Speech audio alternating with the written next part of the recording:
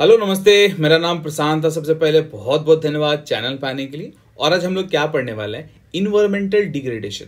देखो, environmental degradation हमारा एक इन्वायरमेंटल लॉ का टॉपिक है और इस पे से जो क्वेश्चंस आता है वो किस तरह से फ्रेम होता है। सबसे पहले आपसे पूछा जा सकता है इन्वायरमेंटल लॉ क्या होता है और उसका इफेक्ट क्या है, या फिर इस तरह से पूछा जा सकता है इन्वायरमेंटल लॉ उसका कॉजेज, या ऐसे पूछा जा सकता है इन्वायरमेंटल लॉ, इफेक्ट और प्रिवेंटिव मेजर्स।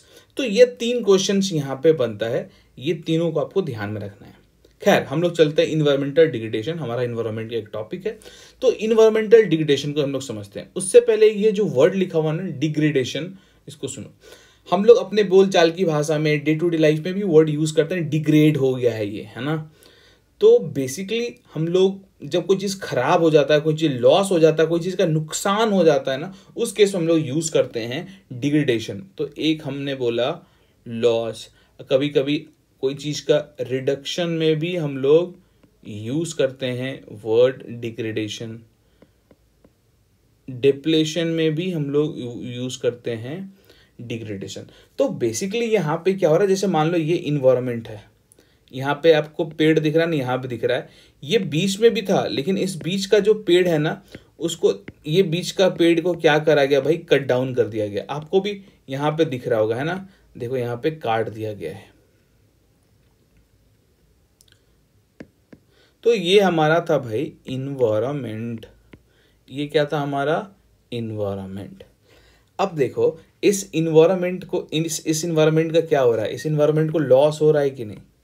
इसका देखो पेड़ कट रहा है, तो क्या इस इन्वायरमेंट को लॉस नहीं हो रहा भाई, इस इन्वायरमेंट को लॉस नहीं हो रहा है। आप देखोगे सर ये तो बिल्कुल लॉस हो रहा है ना। तो हम लोग यहाँ पे बोलेंगे इन्वायरमेंट का क्या हो रहा है, डिग्रेडेशन हो रहा है।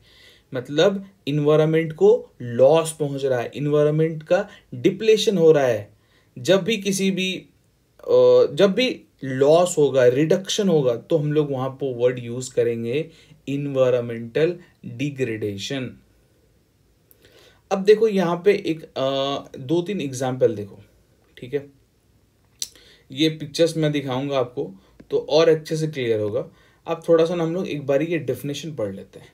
Degradation refer to the loss और डिप्लेशन, अभी जस्ट मैंने बात की थी, लॉस और depletion and environmental degradation refer to loss of biodiversity. अच्छा, पहले ना आप इसको देखो, इस एग्जाम्पल को देखो आप। यहां पे आपको क्या दिख रहा होगा, यहां पे आपको दिख रहा होगा, चलो इसको मैं ना नीचे ही कर देता हूं। ये बेसिकली हम लोग अभी एग्जाम्पल पढ़ रहे हैं, ठीक है। ये हम लोग अभी क्या पढ़ रहे हैं भाई, एग्जाम्पल, ठीक है। देखो अभी देखना, अच्छा ये इन्वायरमेंट है ना, पेन, ये इन्वायरमेंट है, बिल्कुल इन्वायरमेंट है। ये इन्वायरमेंट है, इन्वायरमेंट है। ये इन्वायरमेंट है भाई, बिल्कुल इन्वायरमेंट है ना। तो इन सब इन्वायरमेंट में देखना अभी क्या होगा, देखो यहां पे सॉइल इरोजन हो गया है। क्या हो गया भाई, सॉइल इरोजन। यहां पे वाटर क्या हो गया है, पोल्यूट हो गया है। यहां पे क्या हो गया है, वाटर पोल्यूट हो गया है।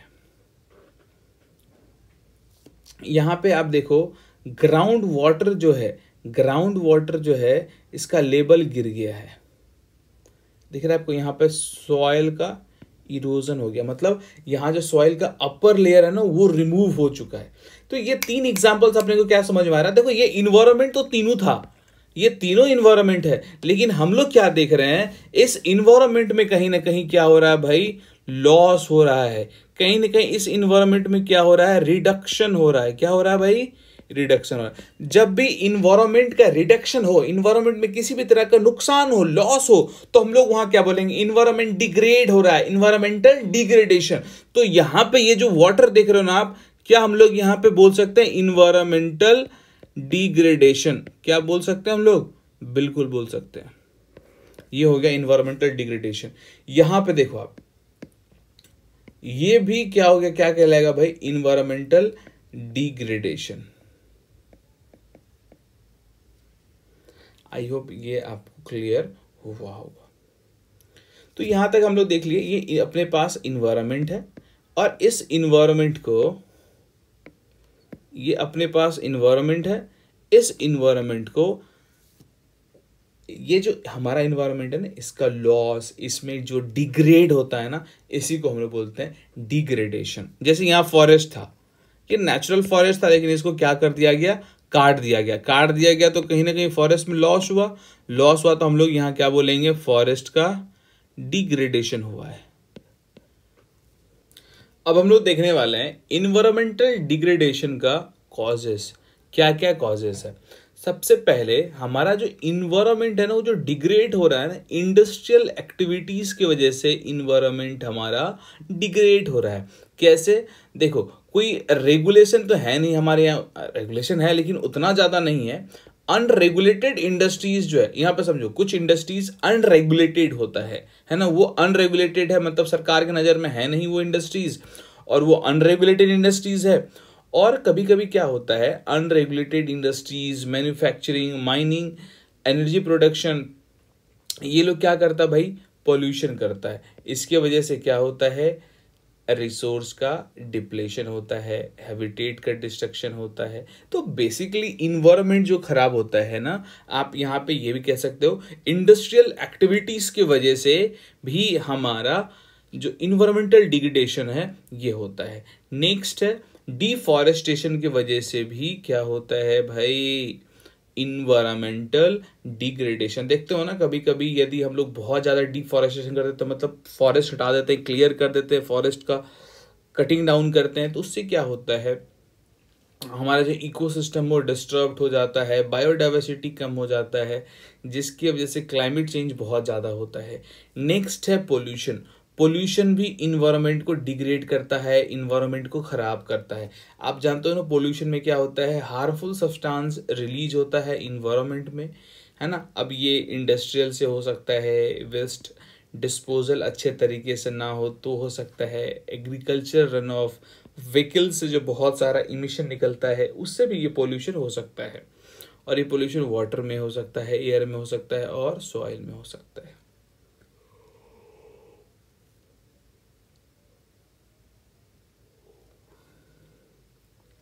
नेक्स्ट है क्लाइमेट चेंज। क्लाइमेट चेंज भी एक कॉजेज है इन्वायरमेंटल डिग्रेडेशन का। कैसे, देखो जब हम लोग फॉसिल फ्यूल को बर्न करते हैं ना, मतलब पेट्रोलियम, कोल, नेचुरल गैसेस, ये सब को जब हम लोग बर्न करते हैं तो उससे क्या होता है, ग्रीन हाउस गैसेस का इमिशन होता है।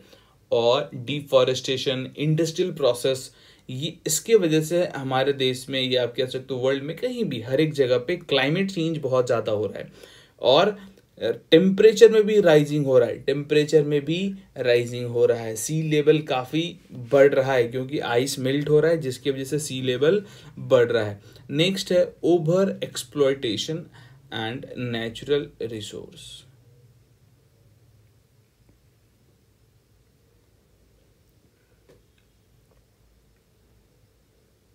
हाँ, चलो फिफ्थ पॉइंट है over exploitation of natural resource.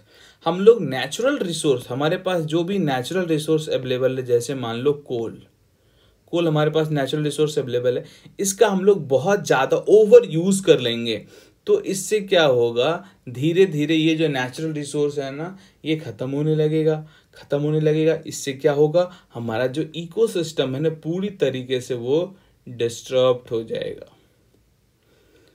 Question तो मैंने आपको पहले ही बता दिया कि यहाँ से क्या क्या क्वेश्चंस आते हैं।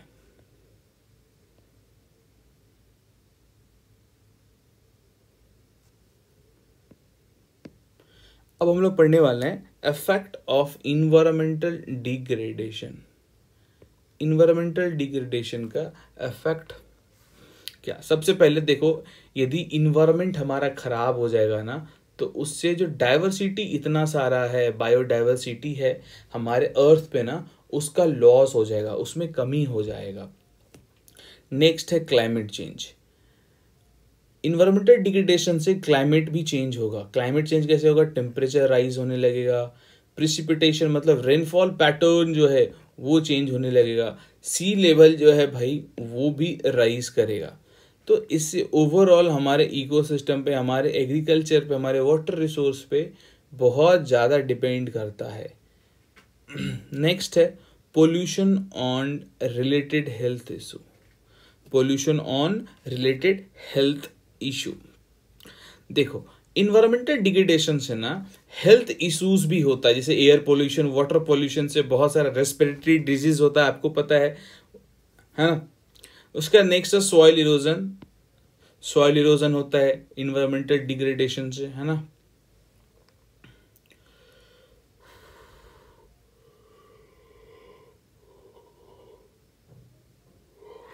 नींद आ रही है भाई। नेक्स्ट है इकोनॉमिक लॉस। देखो इन्वायरमेंटल डिग्रेडेशन से इकोनॉमी का भी लॉस होता है। आप बोलो इकोनॉमी का कैसे लॉस होता है?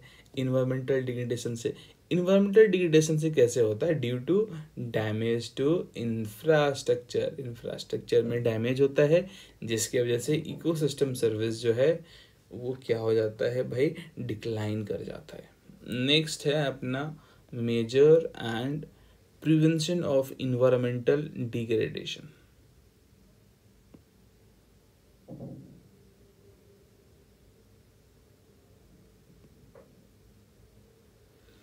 चलो नेक्स्ट है हमारा major and prevention of environmental degradation.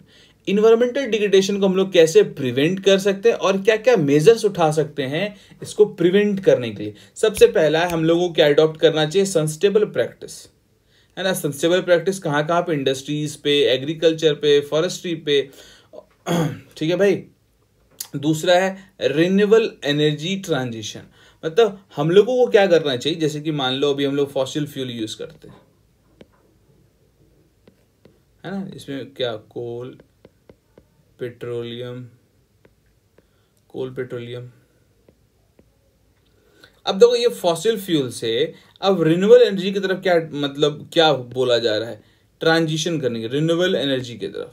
अब सवाल है रिन्यूएबल एनर्जी क्या होता है, जो एनर्जी रिन्यू हो सकता है, जैसे सोलर और विंड, सोलर और विंड। तो ये एनर्जी की तरफ क्या होना चाहिए, ट्रांजिशन होना चाहिए। नेक्स्ट है पोल्यूशन कंट्रोल। पोल्यूशन को कंट्रोल करके भी हम लोग इन्वायरमेंट को डिग्रेड होने से बचा सकते हैं, और सरकार को पोल्यूशन से रिलेटेड, इंडस्ट्री से पोल्यूशन, व्हीकल से एंड वेस्ट मैनेजमेंट सिस्टम से रिलेटेड लॉज बना करके, रेगुलेशन बना करके उसको इम्प्लीमेंट करना चाहिए।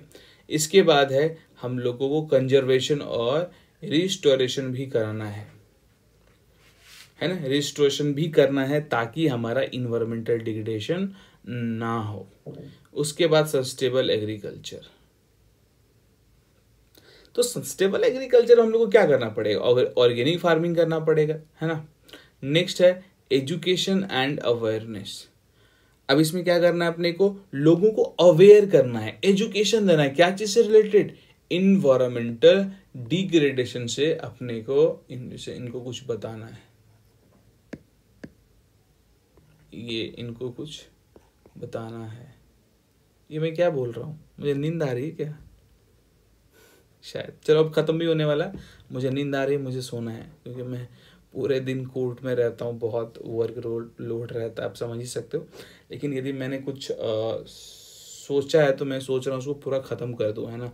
5-10 दिन लगेगा, 15 दिन, एटलीस्ट 20 वीडियोस और बनाना है, तो हो जाना चाहिए। आई थिंक हो जाएगा, 15 to 20 डेज में हो जाना चाहिए। खैर अब नेक्स्ट हम लोग पढ़ने वाले हैं पॉलिसी। बेसिकली सब इसमें आपको पढ़ना है, एजुकेशन दे के हम लोगों को करना है क्या, अवेयर करना है लोगों को बताना है इन्वायरमेंटल डिग्रेडेशन के बारे में। ऐसे करके बताना, मान लो कि मेरे सामने कोई है, उसको क्या बताना है कि भाई यदि आप, जैसे मान लो ये कोई लैंड है, आप इसमें वेस्ट मटेरियल फेंकोगे ना तो ये लैंड जो डिग्रेड कर जाएगा। ये नॉर्मल पानी है, इसमें यदि आप गंदगी फेंकोगे, वेस्ट मटेरियल फेंकोगे, तो ये पानी क्या हो जाएगा, डिग्रेड हो जाएगा, मतलब इन्वायरमेंटल डिग्रेडेशन हो जाएगा। तो लोगों को अवेयर करना कि ऐसे नहीं करना चाहिए। इन्वायरमेंटल डिग्रेडेशन से बहुत सारा इश्यूज होता है, हेल्थ इश्यूज होता है, क्लाइमेट चेंज हो जाएगा। तो ये सब चीजें हम लोगों को बताना पड़ेगा, लोगों को अवेयर करना पड़ेगा। नेक्स्ट है पॉलिसी इंटरवेंशन। इसमें अपने को क्या करना है, गवर्नमेंट को बहुत सारा क्या करना चाहिए, गवर्नमेंट को बहुत सारा पॉलिसीज बनाना चाहिए, रेगुलेशन बनाना चाहिए, ताकि इन्वायरमेंटल डिग्रेडेशन से हम लोग बचा सके। नेक्स्ट है इंटरनेशनल कोऑपरेशन। देखो, ये जो चीजें हैं ना, इन्वायरमेंटल डिग्रेडेशन, क्या अकेले कोई नेशन कर सकता है? नहीं, पॉसिबल नहीं है। तो यहाँ पे क्या करना पड़ेगा, बहुत सारे नेशन को एक साथ आके कोलैबोरेट करना पड़ेगा। अब देखो, ये जो इन्वायरमेंटल डिग्रेडेशन का इशू है, इसको यदि एड्रेस करना है, सिर्फ मैं अकेले कर सकता हूँ? नहीं।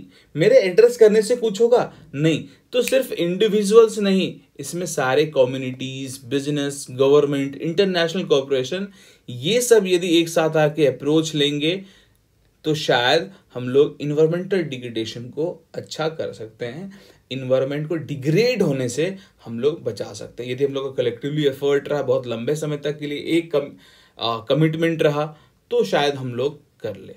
देखो, ये लेक्चर हो गया है यहाँ पे ख़त्म। अब सवाल है, यदि आप लोगों को और भी पढ़ना है इन्वायरमेंटल लॉ, तो आप प्लेलिस्ट जाके विजिट करो, आपको वहाँ पे मिल जाएगा lecture.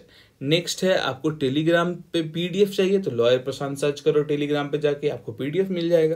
Question bank after complete होने के बाद मैं टेलीग्राम ग्रुप में दे दूंगा, और हर एक लेक्चर के बाद उसका पीडीएफ आपको यहाँ पे टेलीग्राम पे मिल जाएगा, आपको जाके डाउनलोड कर लेना है। और क्वेश्चंस भी आपको हर एक पीडीएफ में मिलेगा, वैसे लास्ट में क्वेश्चन बैंक भी मिलेगा।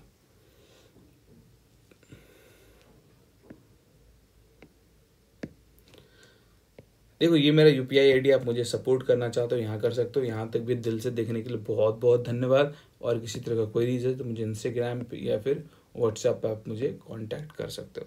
Thank you so much for watching this video.